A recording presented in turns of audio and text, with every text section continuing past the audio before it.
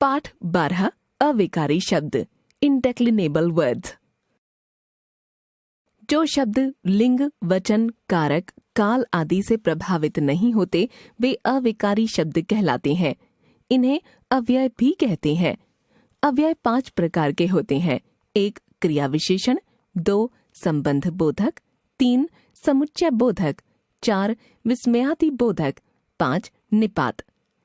क्रिया विशेषण एडवर्ब, क्रिया कहाँ, कब, कैसे, कितनी हुई, इस प्रकार की जानकारी देने वाले शब्द क्रिया विशेषण अव्यय कहलाते हैं।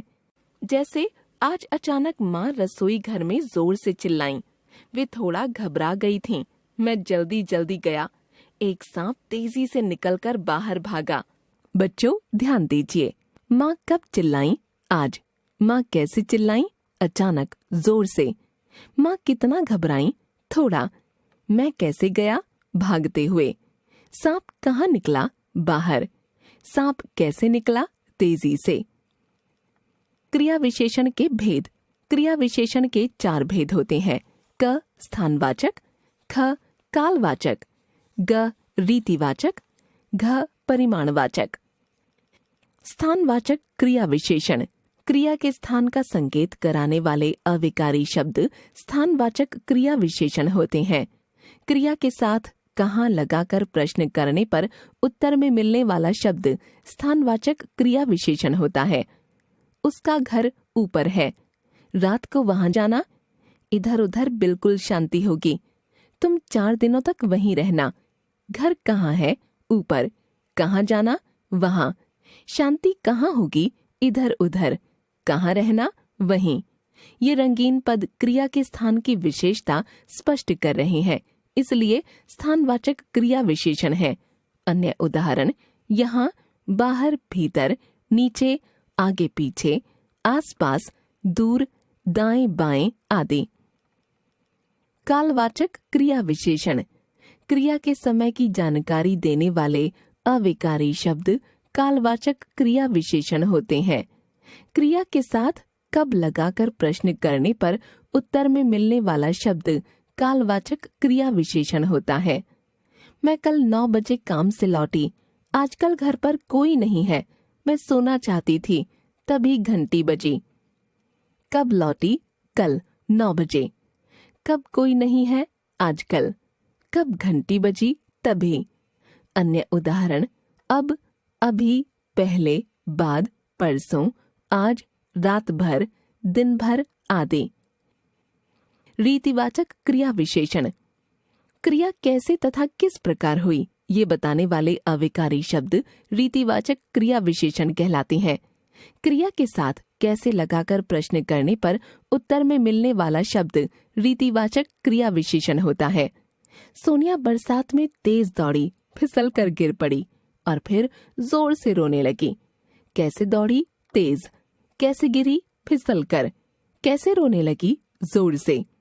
अन्य उदाहरण धीरे धीरे, जल्दी, तेजी से, सहसा, अचानक, मुस्कुराकर, ध्यानपूर्वक, हंसते हंसते, पढ़ते पढ़ते आदि।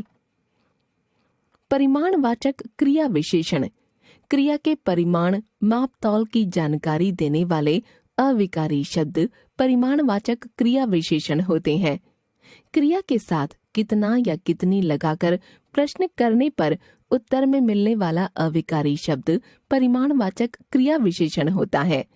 पेड़ बहुत हिल रहा था। वह थोड़ा झुक भी गया है। लगता है इसकी जड़ें कीड़ों ने खूब खा ली हैं। कितना हिल रहा था? बहुत। कितना झुक गया है? थोड़ा। कितनी खा ली है? खूब। बहुत, थोड़ा, खूब पद क्रिया कितनी हुई इस बात की जानकारी दे रहे हैं। अन्य उदाहरण ज्यादा, काफी, इतना, उतना आदि। विशेषण और क्रिया विशेषण में अंतर। सीमा थोड़ा थोड़ा चलती है।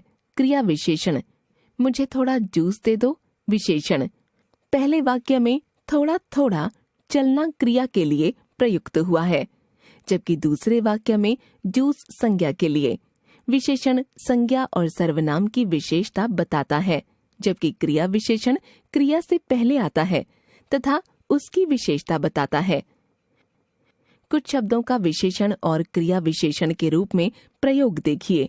अच्छा, रोहन अच्छा लड़का है। विशेषण, वह अच्छा गाती है।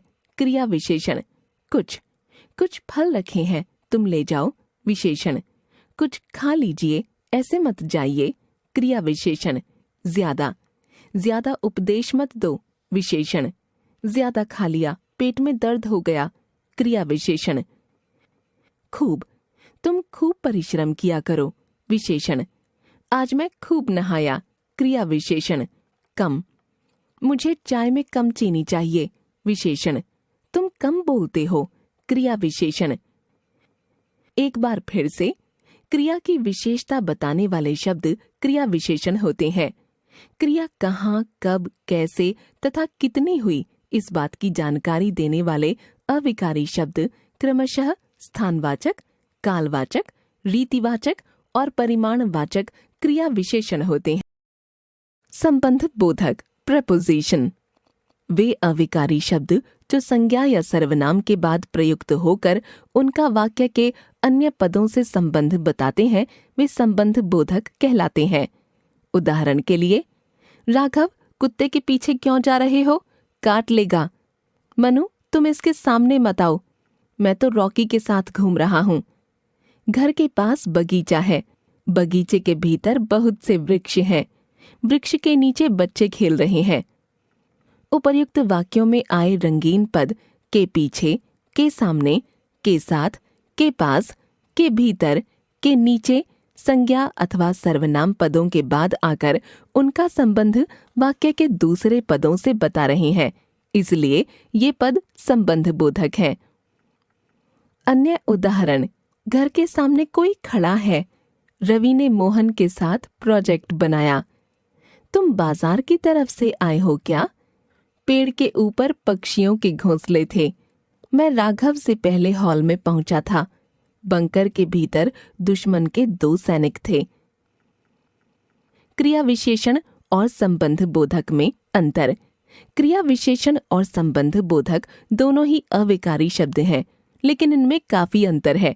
आइए इनके अंतर को देखें, समझें।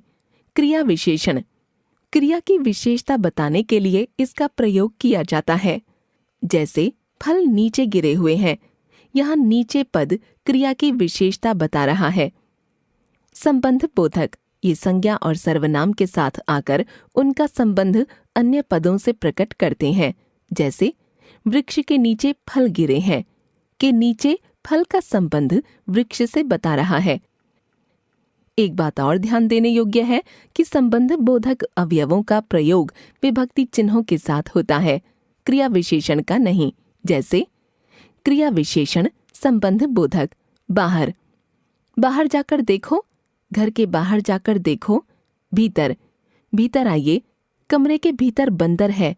सामने, वह सामने बैठ गया, बाग के सामने मेरा घर है। नीचे, नीचे आ जाओ, चलते हैं, पेड़ के नीचे बच्चे खेल रहे हैं।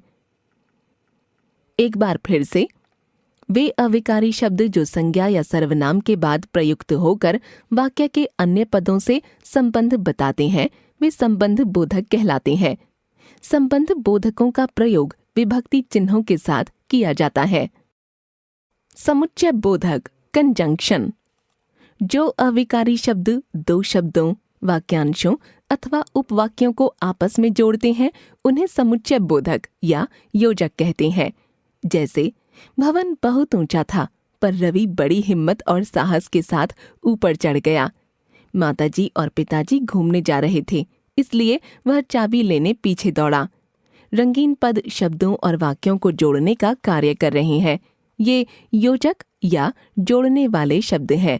समुच्चय बोधक अव्यय 2 प्रकार के होते हैं, एक समानाधिकरण, 2 व्यधिकरण। समानाधिकरण समुच्चय बोधक, जो समान स्तर वाले अंशों को जोड़ते हैं, वे समानाधिकरण समुच्चय बोधक कहलाते हैं। जैसे और, तथा, एवं, या, अथवा, अन्यथा, पर, परंतु, अपितु, बल्कि, लेकिन, किंतु, अतः आदि। रवि प्रातः विद्यालय गया और घर आकर सारे काम निपटाए। उसने शेर पर गोली चला दी अन्यथा शेर उसे मार देता। तुम यात्रा के विषय पर निबंध लिखो या यात्रा के विषय पर एक चित्र बनाओ। घर से खाना खाकर निकलो, नहीं तो बाहर भी कुछ नहीं मिलेगा। प्रतिदिन व्यायाम करो, अन्यथा बीमार पड़ जाओगे। डॉक्टर ने बड़ी कोशिश की किंतु घायल मरीज बच न सका। आप हमारे साथ बाजार चलें अथवा घर पर आराम करें। वह समय से घर से निकला था पर ऑफिस पहुंच न सका। व्यधिकरण समुच्चय बोधक। जो प्रधान तथा आश्रित उपवाक्यों को जोड़ते हैं वे व्यधिकरण समुच्चय बोधक कहलाते हैं। जैसे इसलिए, क्योंकि, यद्यपि, तथापि, ताकि, कि, मानो, जिससे आदि।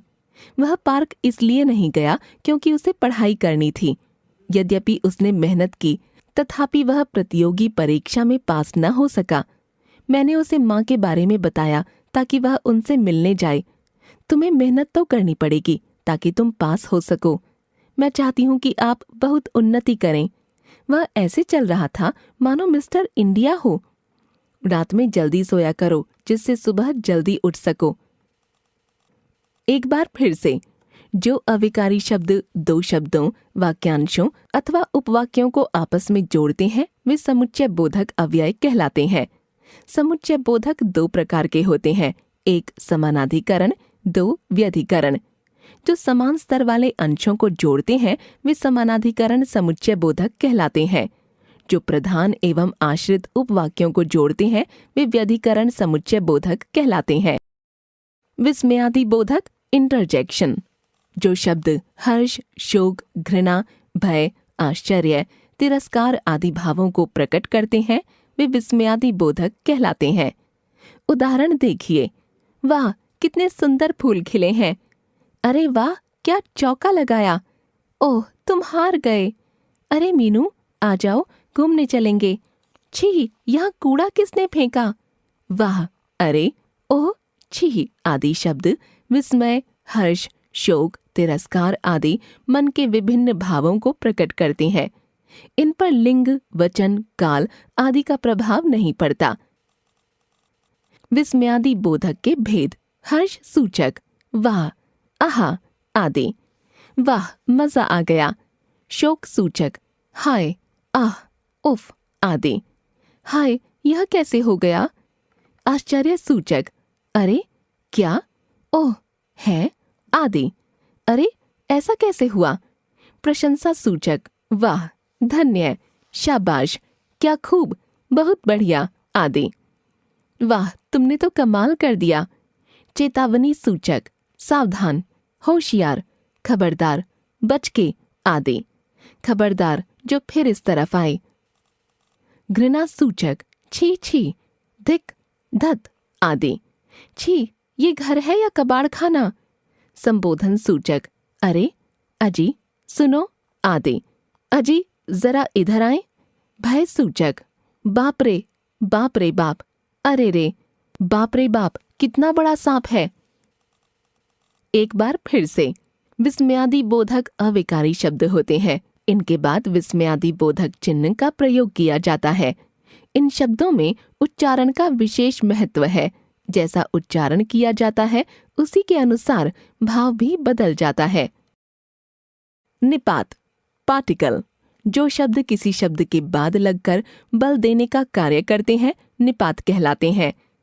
जैसे रम्या ने नाच भी किया, रम्या ने भी नाच किया, रम्या ने नाच किया भी।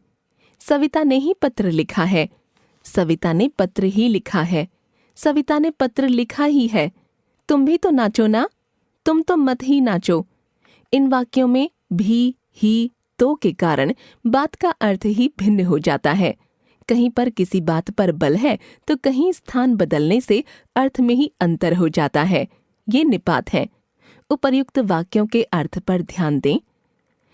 रम्या ने नाच भी किया अर्थात रम्या ने कुछ और किया, साथ में नाची भी। रम्या ने भी नाच किया अर्थात अन्य बच्चे नाच रहे थे और रम्या भी नाची। रम्या ने नाच किया भी, इससे तात्पर्य है क्या वास्तव में रम्या ने नाच किया। इन शब्दों के रूप में किसी प्रकार का परिवर्तन नहीं होता और ये वाक्य में कहीं भी आ सकते हैं। इस प्रकार निपात का प्रयोग वाक्य में महत्वपूर्ण होता है। एक बार फिर से, जो शब्द किसी शब्द के बाद लगकर बल देने का कार्य करते हैं निपात कहलाते हैं। ये शब्द वाक्य में कहीं भी प्रयोग किए जा सकते हैं।